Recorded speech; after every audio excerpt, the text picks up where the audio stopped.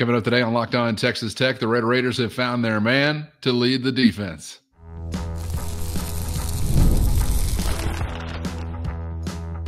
You are Locked On Texas Tech, your daily podcast on the Texas Tech Red Raiders. Part of the Locked On Podcast Network, your team every day. Great to be with you again on Locked On Texas Tech on the Locked On Podcast Network, your team every day, always free and available on YouTube or anywhere you get podcasts. And today's episode brought to you by FanDuel. New customers can place a $5 bet and you'll get started with $150 in bonus bets if your first $5 bet hits. So visit FanDuel.com to get started. With the only Chris Level, I'm Casey Cowan. Chris, great to be back with you for another reaction episode. Coming in hot with an officially announced now defensive coordinator. Shiel Wood has been tapped as the next man to lead the charge on that side of the football. A guy that you identified, early on this week as far as someone that Texas Tech had set their sights on, and actually feels pretty quick.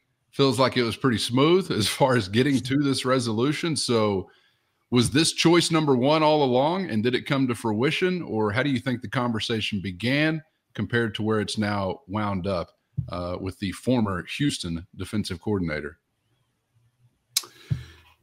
Yeah, I don't know if he was like the target or the favorite. I think he was amongst a fairly short / realistic list.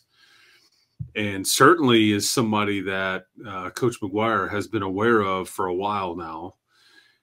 This isn't something like, hey, man, there's this guy down at Houston that had a pretty good little year. And, I don't think that's how it played out at all. I think that, there's even been some indication that there was aware of him when he was at Army. And then obviously the latest stint was at Tulane and then before Houston. And he's just this is a guy that was coaching receivers many, many years ago, but rapid rise on the defensive side of the ball, especially when it comes to coordinator. And there's a couple of things here. Actually, there's three things I want to get into. One is he quickly flipped Houston, who was ranked in the hundreds in scoring and total defense and all that a year ago before they took over, and flipped it from year one to year two, or I guess when they took over. And so at the end of the year, this is a defense that's ranked in the 26th and 48th or something, depending on scoring or total defense.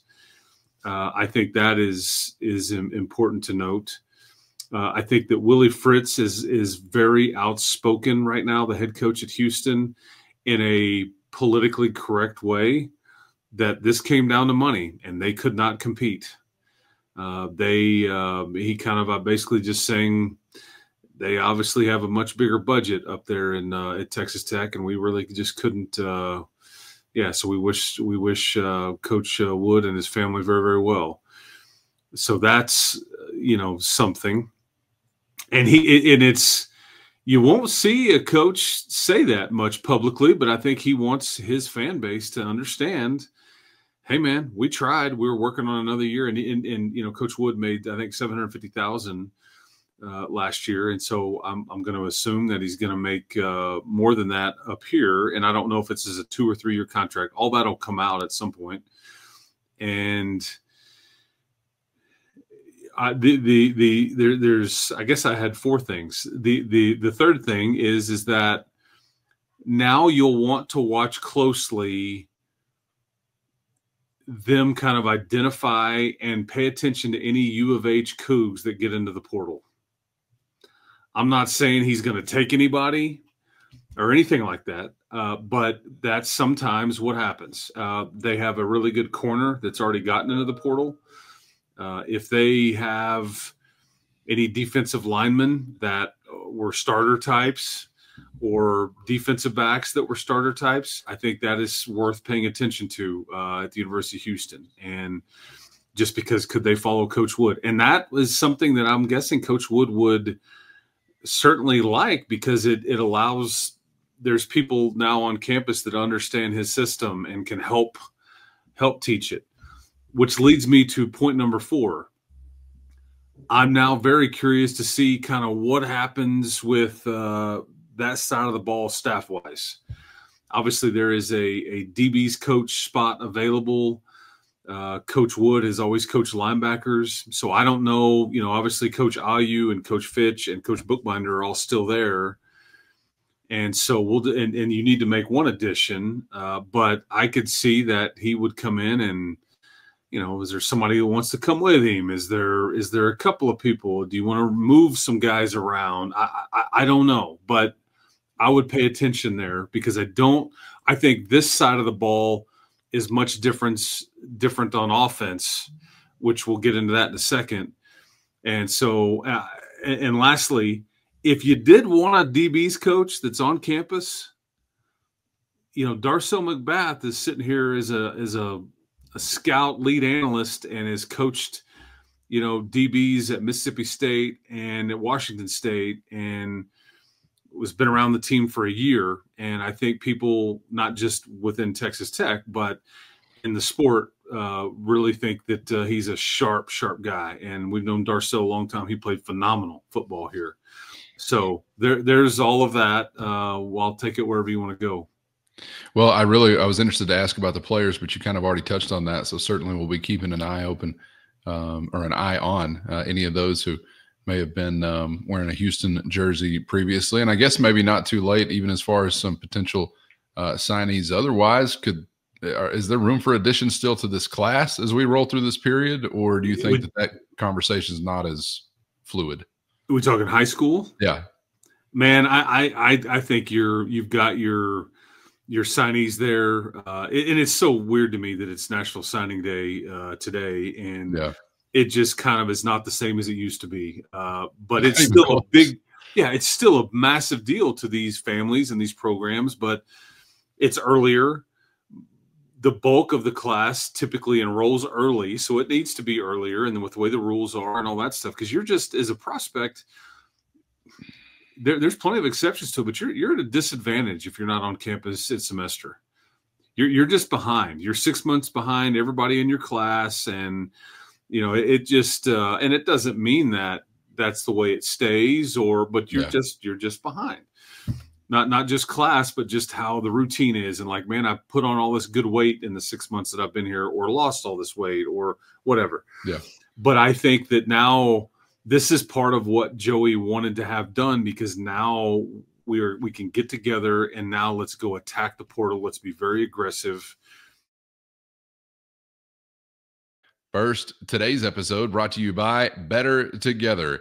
Daily fantasy sports players, listen up. Hate the team you drafted in season-long fantasy, but want to stay in the action? Are you tired of the same old daily fantasy grind? Make a roster, cross your fingers, hope for the best, all alone. Bettor Together is here to shake it up as the first cooperative daily fantasy platform where teamwork makes the dream work. Got a friend who's a fantasy shark? Play with him. Put him to use, not against him.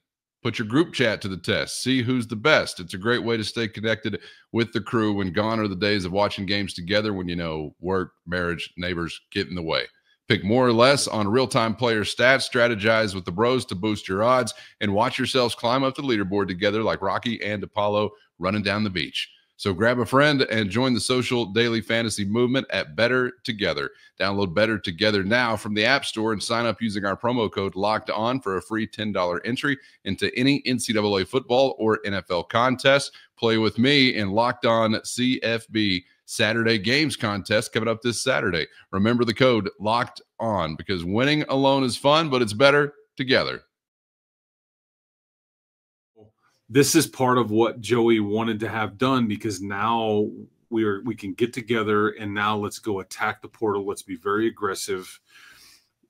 What does your scheme look like? And if you look at his scheme, somewhat similar to Tim DeRuyter's, it's going to be on paper probably labeled a multiple front, but it's basically a 4-2-5. But it's and so there's some same as.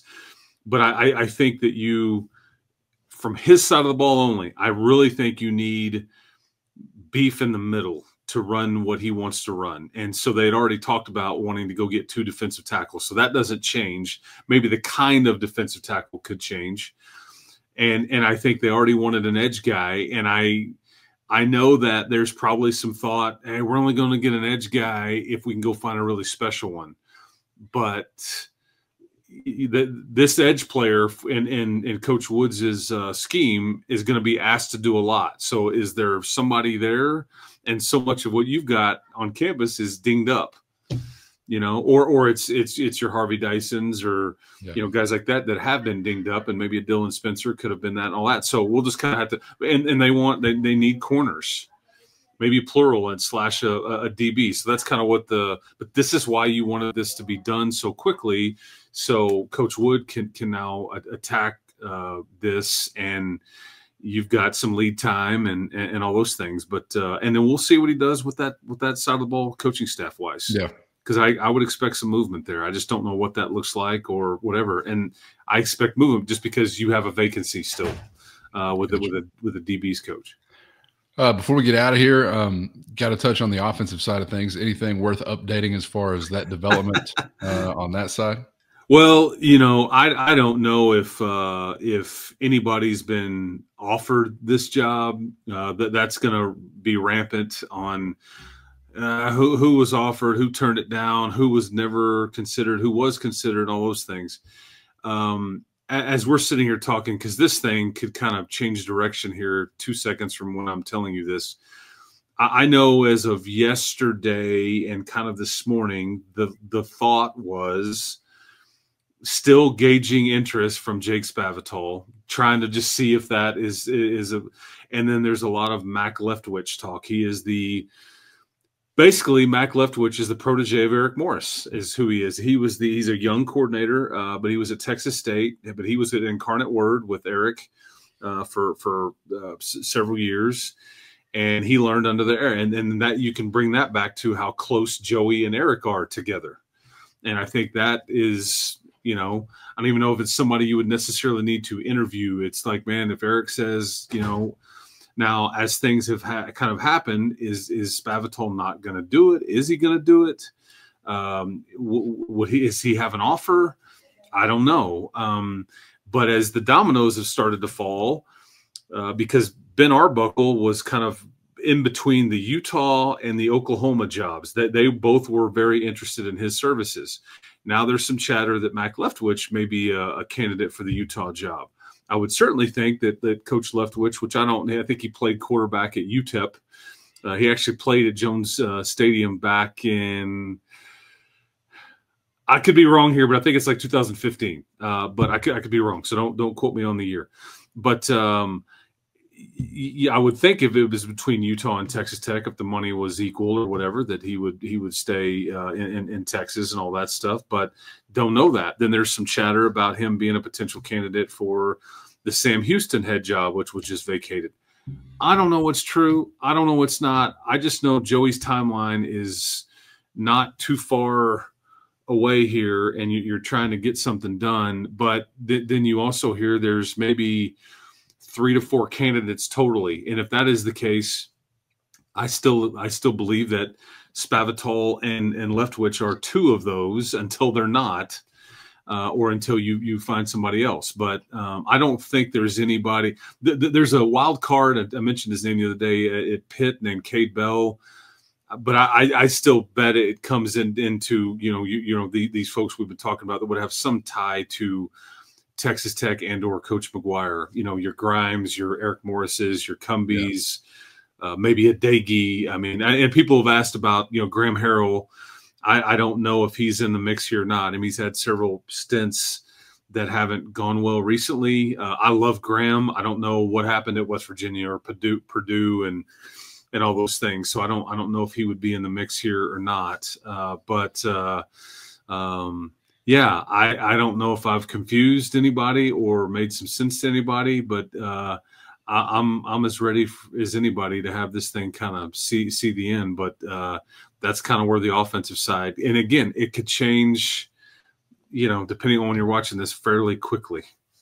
Yeah, no doubt. Congratulations to Coach Wood on his new assignment. Does also feel, that there's a good feeling about taking somebody away from an in-conference opponent as well. So wouldn't mind doing that again on the offensive side, but obviously more important just to get the right guy, no matter where he comes from. So and Callan, maybe Coach Wood is at the basketball game tonight versus DePaul.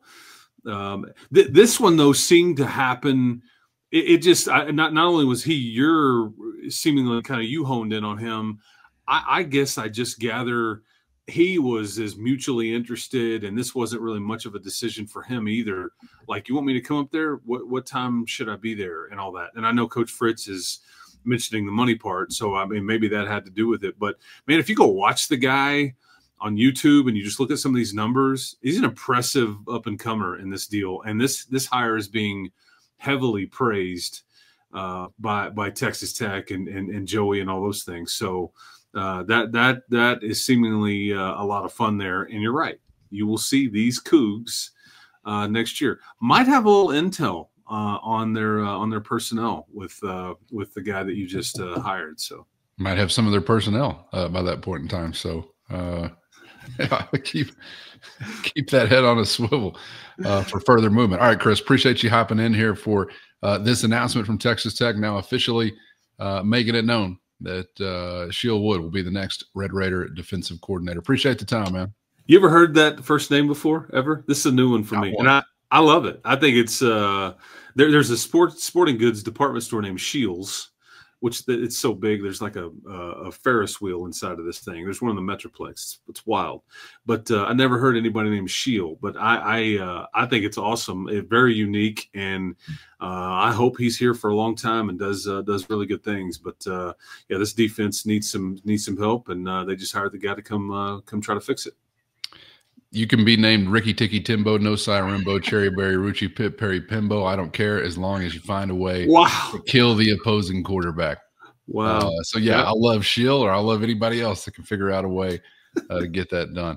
All right. Thank you guys for being out there and riding through the week with us. The ride continues as we've still got things to develop defensively as far as staff and some player movement possibly. And of course, still looking for that guy to lead the offensive charge. So stick with us as that continues to develop. Get subscribed on YouTube or anywhere you get podcasts so you never miss an episode. For Chris, I'm Casey. Thanks for the time, and we hope to see you back for the next round, whenever it may be, on Locked On Texas Tech.